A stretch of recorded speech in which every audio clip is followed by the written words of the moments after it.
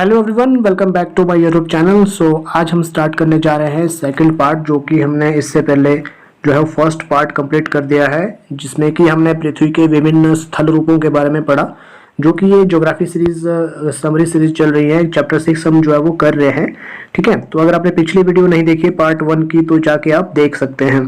तो चलिए आज स्टार्ट करते हैं सेकंड पार्ट, क्योंकि ज़्यादा वक्त नहीं जाया करेंगे।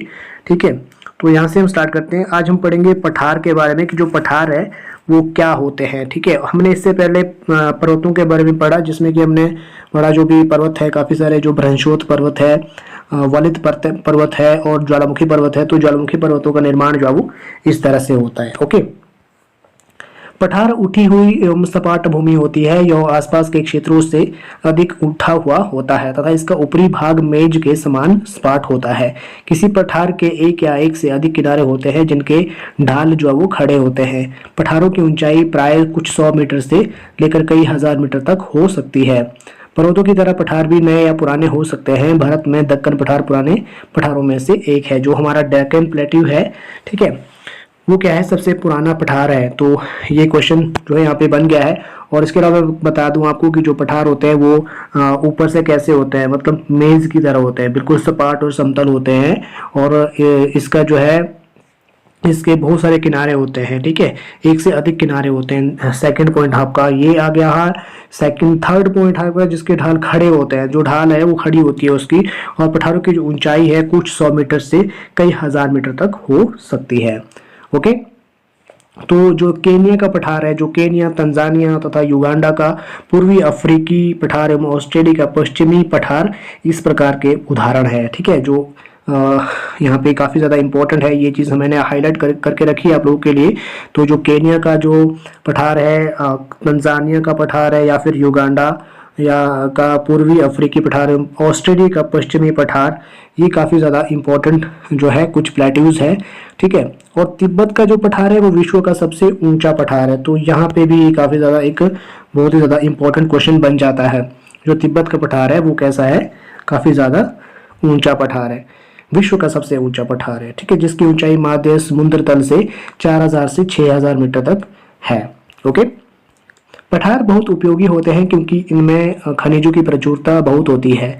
यही कारण है कि विश्व के बहुत से खनन क्षेत्र पठारी भागों में स्थित है। अफ्रीका का पठार सोना एवं हीरो के लिए खनन के लिए प्रसिद्ध है। मतलब हम ये कह सकते हैं जो पठार होते हैं वो काफ़ी ज़्यादा कैसे होते हैं, मतलब जो खनिज होते हैं, खनिजों की प्रचुरता इसमें काफ़ी ज़्यादा होती है, इसलिए यहाँ से हम खनिज प्राप्त कर सकते हैं। और अफ्रीका का जो पठार है, वहाँ पे जो है वो सोने की खदानों के लिए या फिर हीरो की खानों के लिए काफ़ी ज़्यादा प्रसिद्ध है। और भारत का जो छोटा नागपुर पठार है वो उसमें क्या पाया जाता है, उसमें लोहा पाया जाता है, कोयला पाया जाता है, मैग्नीज पाया जाता है। ठीक है, इनके बहुत बड़े बड़े भंडार यहाँ पे पाए जाते हैं। पठारी क्षेत्रों में बहुत से जलप्रपात हो सकते हैं क्योंकि यहाँ नदियां ऊंचाई से गिरती है। भारत में छोटा नागपुर पठार पर स्वर्ण रेखा नदी पर स्थित हुंड्रू जलप्रपात तथा कर्नाटक में जोग जलप्रपात इस प्रकार के जलप्रपातों के उदाहरण हैं। तो यहाँ पे भी काफी ज्यादा इंपॉर्टेंट क्वेश्चन बन जाता है कि जो भारत में जो छोटा नागपुर का जो पठार है वो कहाँ पे है, वो है स्वर्ण रेखा नदी पर। तथा इसके अलावा जो हुंड्रू जलप्रपात है तथा कर्नाटक में जो जोंग जलप्रपात है, वो कहाँ है, कर्नाटक में है। और जो हुंड्रू जलप्रपात है वो कहाँ पे है, स्वर्ण रेखा नदी पर। ठीक है, छोटा नागपुर में। ओके, एवं खेती के लिए काफी ज्यादा अच्छी होती है। कई पठारों में रमणीय स्थल होते हैं जो पर्यटकों को काफी ज्यादा आकर्षित करते हैं। तो काफी ज्यादा ये इंटरेस्टिंग होते हैं या फिर काफी यूजफुल होते हैं, ये कह सकते हैं। नेक्स्ट पढ़ते हैं हम मैदान के बारे में, कि मैदान किस प्रकार के होते हैं। तो मैदान जो है वो समतल भूमि के बहुत बड़े भाग में फैले होते हैं और वे सामान्यतः माध्य भूमि से 200 मीटर तक की ऊंचाई तक के होते हैं। ठीक है, 200 मीटर से अधिक ऊंचे नहीं होते, माफ कीजिएगा, क्योंकि कुछ मैदान काफी समतल होते हैं, कुछ उर्मिल तथा तरंगित हो सकते हैं। अधिक मैदान में नदियों तथा उनकी सहायक नदियों के द्वारा बने होते हैं। ठीक है, दो नदियां होती है, जब वो पर्वतों से नीचे गिर के आती है तो उस समय जो है बहुत बड़े बड़े मैदानों का निर्माण होता है। ठीक है, वो क्या कर देती है, उन्हें जो अपराधित कर देती है, मतलब जब नदियाँ पर्वतों से नीचे गिरती है तो काफ़ी सारी मिट्टी जो है वो बहाकर नीचे ले आती है। ठीक है, तो वो अपराधित पदार्थ जो है अपने साथ क्या लेके आती है, अपने साथ जो है जैसे बालू हो गया, पत्थर हो गए, सिल्ट हो गया, तो ये सारी चीज़ें लेके आती है और सामान्यतः वहाँ पे एक मैदान का निर्माण हो जाता है। ठीक है, यहाँ परिवहन के साधनों का निर्माण करना आसान होता है। सबसे ज़्यादा इंपॉर्टेंट क्वेश्चन यहाँ पे भी बन जाता है, जो परिवहन के संसाधन है उनका निर्माण करना यहाँ पे आसान हो जाता है, इसलिए ये मैदान विश्व के सबसे अधिक जनसंख्या वाला होते हैं। ठीक है, तो यहाँ पे जो लोगों की जनसंख्या है वो दिन प्रतिदिन जो वो बढ़ती जाती है, क्योंकि यहाँ की जो भूमि होती है वो कैसी होती है, वो समतल होती है। ओके, कुछ बड़े मैदान एशिया तथा उत्तरी अमेरिका में पाए जाते हैं। ठीक है, तो एशिया में स्थित भारत में गंगा एवं ब्रह्मपुत्र का मैदान तथा चीन में यांगत्से नदी का मैदान इसके प्रमुख उदाहरण है। तो जो एशिया में जो भारत हमारा जो सब कॉन्टिनेंट है, यहाँ पे ब्रह्मपुत्र का मैदान नंबर 1, और सेकंड चीन में यांगत्से नदी, जो यांगत्से नदी है वो कहाँ है, वो है चाइना में। नदी का जो मैदान है वो कहाँ पे है, चाइना में। राइट, मैदान मनुष्यों के रहने के लिए सबसे उपयोगी क्षेत्र होते हैं। यहाँ की जनसंख्या बहुत ही अधिक होती है, यहाँ की जनसंख्या बहुत अधिक होती है। उपजाऊ मिट्टी के कारण यह भाग खेती के लिए काफी उपयुक्त होता है। भारत में गंगा का मैदान देश में सबसे अधिक जनसंख्या वाला क्षेत्र है। ठीक है, तो भारत में जो गंगा का मैदान है काफी ज्यादा जनसंख्या वाला क्षेत्र है, ये भी आप याद रख सकते हैं। नेक्स्ट पढ़ते हैं स्थल रूप एवं लोग। जो भी स्थल रूप है वहाँ पे लोग किस तरह से जीवन यापन करते हैं उसके बारे में थोड़ा सा डिस्कस कर लेते हैं। स्थल रूपों की विभिन्नता के अनुरूप ही मानव विभिन्न प्रकार से जीवन यापन करते हैं। पर्वतीय क्षेत्रों का जीवन कठिन होता है, मैदानी क्षेत्रों का जीवन पर्वतीय क्षेत्रों की तुलना में सरल होता है। मैदानों में फसलें उगाना, घर बनाना, सड़कें बनाना पर्वतीय क्षेत्रों की तुलना में अधिक आसान होता है। विभिन्न प्रकार के स्थल रूपों पर रहने वाले लोगों के रहन सहन के तरीकों में कुछ अंतर होता है। क्या आप उनमें से कुछ अंतरों को बता सकते हैं? कभी कभी प्राकृतिक आपदाएं जैसे कि भूकंप हो गया, ज्वालामुखी, उद्गार, तूफान या बाढ़ बहुत विनाश कर देते हैं तथा इन आकस्मिक घटनाओं के बारे में जागरूकता पैदा करके हम इनके आने वाले खतरों को कम कर सकते हैं। तो ये ज़्यादा इम्पोर्टेंट नहीं है, हमें इससे जो है जो मेन इम्पोर्टेंट टॉपिक है वो हमने डिस्कस कर लिया है। जो मैदान है वो किस तरह से हमारे लिए उपयोगी साबित होते हैं। तो चलिए पढ़ते हैं अभ्यास के कुछ प्रश्न। तो है प्रमुख स्थल रूप कौन कौन से हैं? तो प्रमुख स्थल रूपों के बारे में मैं इससे पहले पढ़ा, पठार, मैदान, पर्वत, ये प्रमुख स्थल रूप होते हैं। ठीक है, और डेल्टा भी कह सकते हैं। और सेकंड है हमारे पास पर्वत एवं पठार में क्या अंतर है? तो पर्वत जो वो ऊंचाई में काफ़ी ऊंचे होते हैं, लेकिन जो पठार होते हैं वो 200 मीटर से ऊंचे नहीं होते हैं। ठीक है, और ऊपर से कैसे होते हैं? समतल होते हैं। ठीक है, सपाट होते हैं, और खनिज की मात्रा उसमें काफ़ी ज़्यादा भरपूर मात्रा में होती है।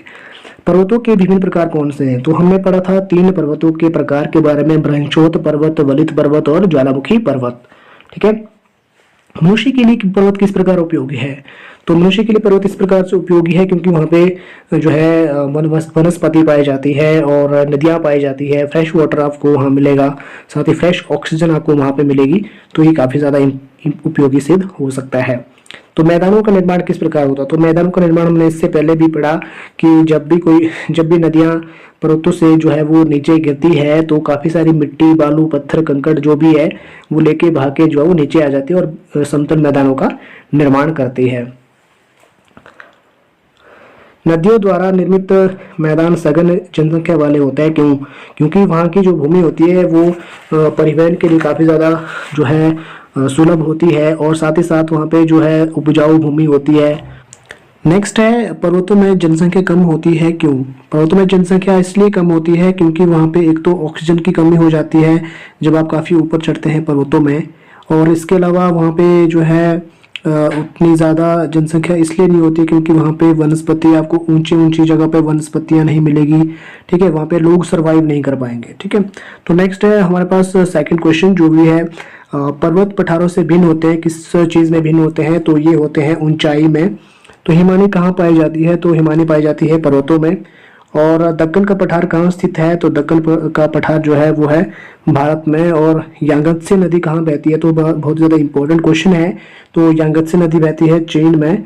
और यूरोप की एक महत्वपूर्ण पर्वत श्रृंखला कौन सी है? तो यूरोप की एक महत्वपूर्ण पर्वत श्रृंखला है एंडीज। ठीक है, तो ये था आज का। और थर्ड हमारे पास क्वेश्चन आता है कि समतल भूमि वाले विस्तृत क्षेत्र को क्या कहते हैं, तो समतल भूमि वाले विस्तृत क्षेत्र को हम मैदान कहते हैं। हिमालय एवं ओल्पस डैश पर्वतों के उदाहरण है, तो हिमालय एवं जो ओल्पस है वो किसके कौन से पर्वतों के उदाहरण है, तो वो है एंडीज पर्वतों के। नेक्स्ट है डैश क्षेत्र में खनिजों की प्रचुरता होती है, तो पठारों में जो है खनिजों की प्रचुरता होती है। तो पर डैश पर्वतों का एक क्रम है, तो जो श्रृंखला जो है पर्वतों का क्या है, एक क्रम है। तो डैश क्षेत्र के लिए डैश क्षेत्र कृषि के लिए सबसे उत्पादक क्षेत्र होते हैं। तो जो है मैदानी जो एरिया होता है वो क्षेत्र जो है वो कृषि के लिए काफ़ी ज़्यादा उत्पादक जो है वो होता है, वहाँ पे काफ़ी ज़्यादा उपजाऊ भूमि जो है वो पाई जाती है। तो ये था आज का चैप्टर। आई होप ये वीडियो पसंद आई होगी आपको। तो अगर आपने पिछली वीडियो नहीं देखी है तो पिछली वीडियो ज़रूर देखना है आपने, तभी आपको नेक्स्ट वीडियो में जो है थोड़ा सा पता चल जाएगा। ठीक है, तो मैं मिलता हूँ नेक्स्ट वीडियो में एक नए चैप्टर के साथ। तब तक के लिए जय हिंद, जय भारत।